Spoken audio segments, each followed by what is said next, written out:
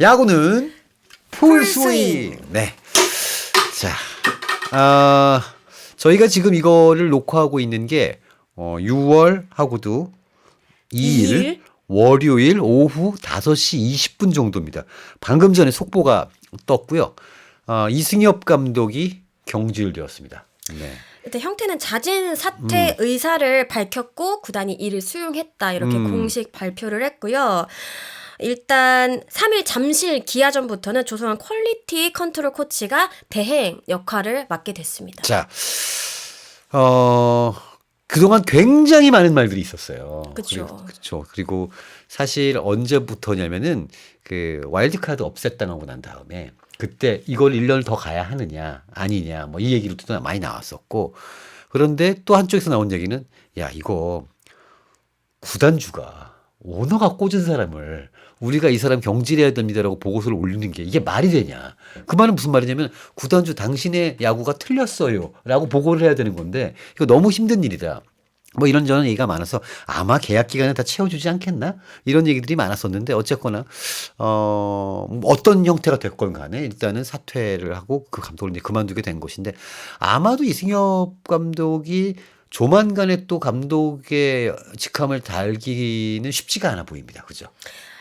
일단 어떻게 보면은 굉장히 조금 다른 형태로 감독이 된 케이스잖아요. 파격적이었죠. 네, 그렇죠. 지도자 어떤 길을 많이 안 걸었기 때문에 많은 분들이 좀 놀랐었고, 그다음에 어떻게 보면 이제 그 본인의 어떤 프랜차이즈 색깔이 강했던 팀이 그럼요, 아니라 그럼요. 다른 팀에서 감독을 시작했다라는 점에서 좀 많은 이슈가 됐던 그런 케이스인데요. 사실 감독 첫 해부터 그 5위 네. 그죠. 가을 야구를 경험했음에도 사실 팬들의 어떤 기대치를 충족시키기는 어려웠고요. 그랬죠. 그 이듬해에 이제 4위로 다시 한번 가을 야구에 도전을 했는데 그 과정에서 어떻게 보면 업셋을 당하면서 네. 조금 좀 씁쓸하게 또 물러나기도 했습니다. 사실 그래서 올해는 정말 좀 어떻게 좀 일을 벌여야 된다 이런 얘기가 많았고, 또 이제 뭐 스프링 캠프나 이런 준비 과정에서 구단주가 이렇게 좀 격려를 해주면서 이제 이 말이 좀 어떻게 보면 커져가지고 네. 우리는 뭐 이렇게 뭐 4, 5위 하려고 야구를 하는 게 아니다라는 네. 식의 어떤 이런 멘트들이 돌아다니기도 했었거든요.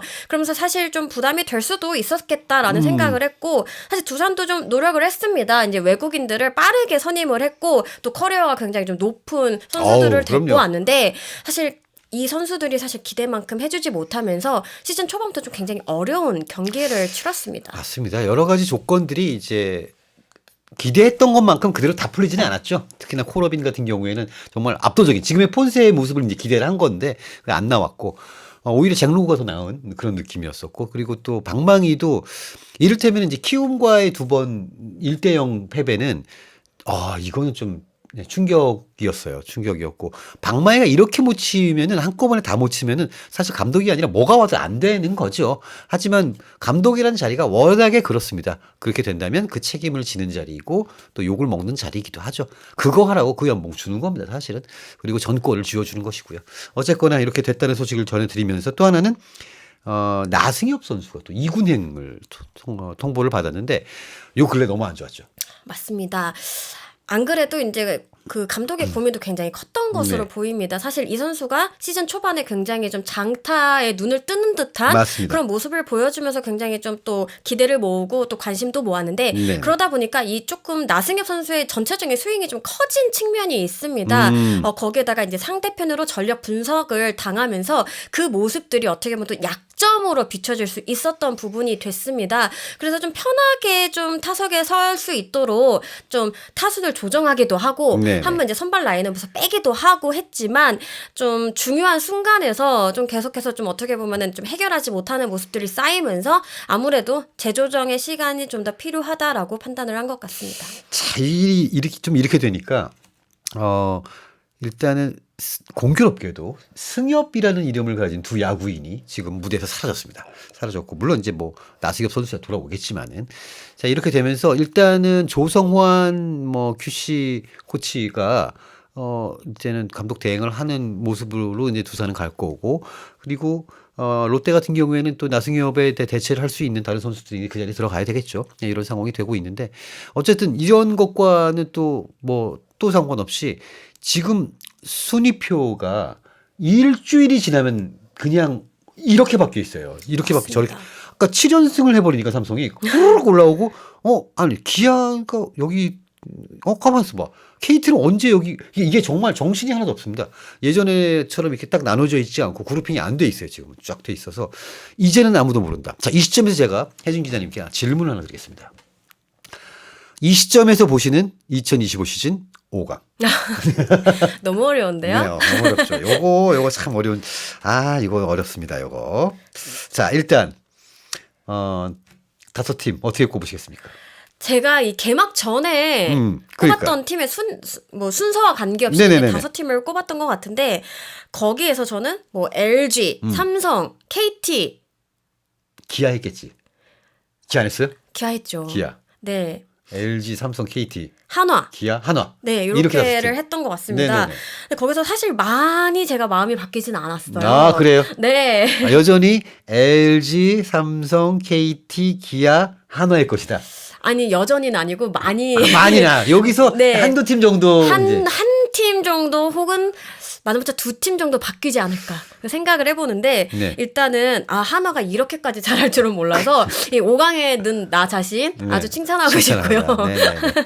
여기에 제가 좀 헷갈리는 거는 음. 이 롯데, SSG, 기아 요 세 팀이거든요. 야, 롯데, SSG, 기아. 네, 사실 기아가 이렇게 궁금해지는 포지션에 들어갔다라는 것만으로도 기아 입장에서는 좀 안타까운 일이고. 충격이지, 진짜. 예, 왜냐면 네. 어쨌든 개막 전에는 1강 후보였기 그럼 때문에. 특강이었죠. 특강 혼자. 네네. 혼자 이제 여기는 이제 먼저 기아 이름 쓰고 시작하는 그렇죠. 네, 그런 거였는데 그 부분에서 이제 기아가 많이 좀 부상 이슈도 너무 많고 일단 지금 김도영 선수가 없다라는 부분에서 굉장히 좀 크게 작용을 하는 것 같고 SSG는 묘하게 잘 버틴다라는 생각이 네네네. 네, 들고 또 롯데 같은 경우에는 강력한 방망이를 앞세요. 그래도 이제 좀 많이 벌어놓은 게 있었기 때문에 요 세 팀 중에 어떻게 좀 고민을 좀 해봐야 될 것 같은 저는 그런 상황입니다. 네.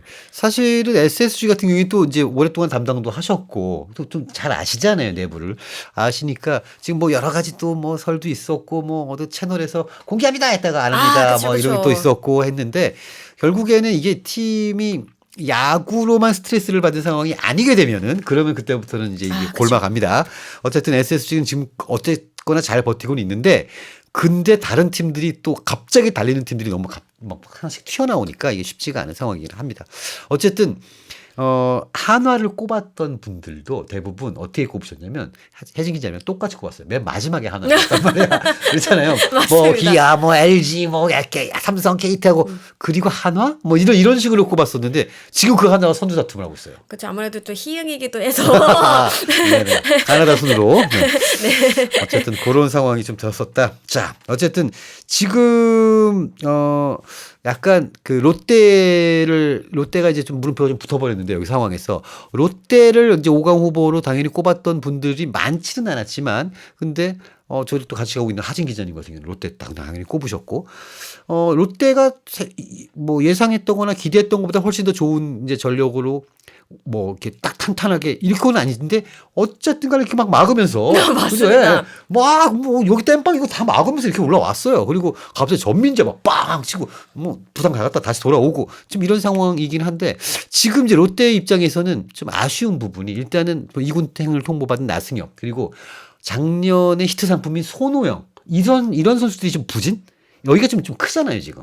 맞습니다. 아무래도 사실 롯데는 저도 다크호스라고 봤는데 네네. 그 부분이 마운드에서의 물음표가 정말 많아요. 사실 지금도 저는 많다라고 생각을 네네네. 합니다. 그렇다면은 롯데의 강점, 그러니까 방망이에서 해결을 해줘야 되는데 네. 사실 이 잘 나갈 때는 3점 주면 4점 내고 4점 주면 5점 냈습니다. 근데 그렇죠. 이게 계속 할 수는 없거든요. 그래서 때로는 이제 마운드가 1, 2점 안으로 좀 막아주고 불펜도 좀 막아주고 해야 되는데 지금 어떻게 보면은 그러기에는 롯데 전력 자체가 그렇게 완전한 위치까지 올라오진 않았다. 그러다 보니까 이렇게 좀 해줘야 될 선수라고 믿었던 손호영 선수 그리고 나승엽 선수의 부진이 좀 크게 맞습니다. 좀 느껴질 수 있겠다라는 생각을 했습니다. 그러니까 이게 그런 거잖아요. 야구라는 거는 결국에는 9-9번씩 공격을 해가지고 누가 점수를 더 냈느냐로 그러는 것이지 뭐 정확하게 3점을 맞춰주세요. 뭐 이런 경기가 아니기 때문에 그런데 롯데가 좋았을 때는 일단은 4점을 줍니다. 5점을 냈어요. 지금은요. 5점을 내고 6점을 줍니다. 그렇게 되니까는 이제 이게 애매해지는 상황이 좀 되고 있는 거죠. 근데 롯데가 그렇다면은 이 상황에서 뭔가 이제 뭐 변화를 좀 주기는 줘야 될 텐데 또 그렇다고 그럴 자원들이 많이 있는 건 아니에요. 하지만 생각해 보면은 롯데는 지금 외국인 일선발이 없는 상태로 오고 있다는 거. 맞습니다. 지금까지. 이제 문제는 간보아야 이제. 이제는 간보합니다. 저는 감보아 선수의 그 투입이 굉장히 큰 나비 효과를 불러올 수도 있다라고 생각을 하는데 데뷔전을 치렀잖아요. 그렇죠, 그렇죠. 사실 뭐 강점도 있었고 약점도 있었는데 구위 면에 대해서는 수장, 적장 아니면 그 외에 이 감보아를 본 다른 구단들도 한결같이 공략하기 쉽지 않은 구이다. 이 딱 첫 경기에서부터 그런 평가가 나왔습니다. 이거는 분명히 우리가 좀 체크해볼 사안이라고 생각을 합니다. 사실 근데 좀 약점이 있었죠. 좀 투구 폼이 좀 아무래도 좀 다이내믹하고 굉장히 좀 독특하다 보니까 그렇죠. 한국 이 리그에서는 이걸 가만히 두지 않거든요. 바로 뛰깁니다. 바로. 바로 한루에서 뜁니다. 홈으로 뛰어버리니까. 그리고 이제 좌완이다 보니까 계속 이렇게 좀 1루 쪽으로 좀 쏠려 있으니까 이 3루에 대한 대비가 굉장히 좀 아예 안돼 있었죠. 미흡한 부분이 있었는데 더 신기한 거는 이 감보아 선수가 이거를 또 빠르게 캐치하고 그 다음 이닝부터 이거를 좀 변화하는 네, 그런 네. 모습을 보여줬기 때문에 이 선수 자기 고집을 좀 내세우는 선수 아니구나.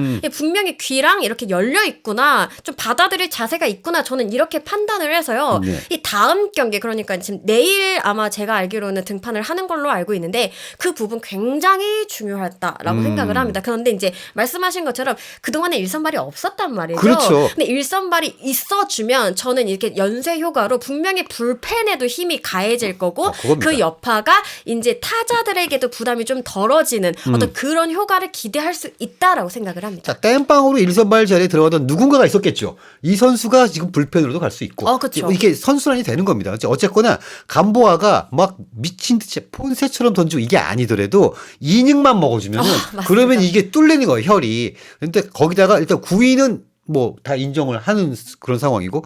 근데 이제 뭐 한국 리그에는 아직 적응이 안 됐지만 한국 문화에는 적응이 좀 돼서 자꾸 절을 합니다. 자꾸 이렇게 절을 이렇게. 인사를 자꾸. 너무 인사가 예의가 발라가지고. 그런데 또 이거를 또 절하는 사이에 뛰니까 이게 참 아무튼 그랬는데 어쨌거나 이 감보아라는 선수가 이 혀를 좀 뚫어주고 나면은 롯데가 좀 반등할 만한 그런 계절이 좀 생길 수 있다 이런 생각이 좀 드네요. 자 어쨌든 뭐 지금 1위부터 한 8위까지는 그죠? 1위부터 8위 정도까지는 지금 뭐 일주일 동안에 만약에 한 팀이 연승해버리고 연패해버리면은 그건 몰랐는 거예요 이제는 지금은. 그리고 더더군다나 LG 트윈스는 그래도 제일 위에 있으니까 바로 수입해 당하고 하나 딱 붙어버렸어요. 그렇죠? 그치 맞습니다. 그리고 사실 너무 촘촘하기 때문에 한 팀이 그렇게 연습을 많이 하기는 어려울 거라는 사실 현장에 반응들이 있었는데 네. 이 보란 듯이 한화가 했고 삼성이 했고 계속 보여주고 있거든요. 네. 한 팀이 이렇게 좀 연승을 타면 이거 좀 걷잡을 수 없이 무서울 수 있다라는 거를 지금 모두 인지를 했기 때문에요. 좀 다들 대비를 하지 않을까 싶고 그러면서 우리도 한번 이거 해볼 만하다라는 분위기가 있거든요. 네. 그렇다 보니까 더 순위표가 좀 재밌어지는 그런 모습입니다. 네. 자, 아무튼 이게 뭐 당사자들은 속이 타들어가겠지만 보는 사람들은 정말 흥미진진한 그런 리그가 되어가고 있습니다. 자, 이번 주부터는요 저희가 그 야구는 풀스윙 채널에서 금요일 낮 시간 야구하기 전에 주중 3연전에 대한 리뷰를 하는 라이브를 또 열 테니까 좀 많이 관심을 가져주시기 바라겠고요. 뭐 이 기회에도 구독과 좋아요도 또 좀 많이 해주시면은 감사를 드리겠습니다. 또한 뿐만 아니라 저희가 그 낭만 야구라고 해서 네, 그 낭만 야구 코너가 저희가 좀 한번 재미를 좀 봤거든요. 네, 이상원 위원님 거 이렇게 딱 해가지고 그 쇼츠가 100만이 나왔습니다. 최동원 선수 관련해서 얘기하는 거. 뭐 탁구공 같은 게 퓨 날아가 뭐 이렇게 얘기했던 거. 야구 그만둬야겠다. 뭐 요게 이제 조금 좀 조회수를 저희가 좀 빨았습니다. 그래서 그걸 또 저희가 준비를 좀 하고 있으니까 그 기대를 좀 해주시면 감사를 드리겠습니다. 저희는 좀 또 다음 영상에서 돌아오도록 하겠습니다. 감사합니다.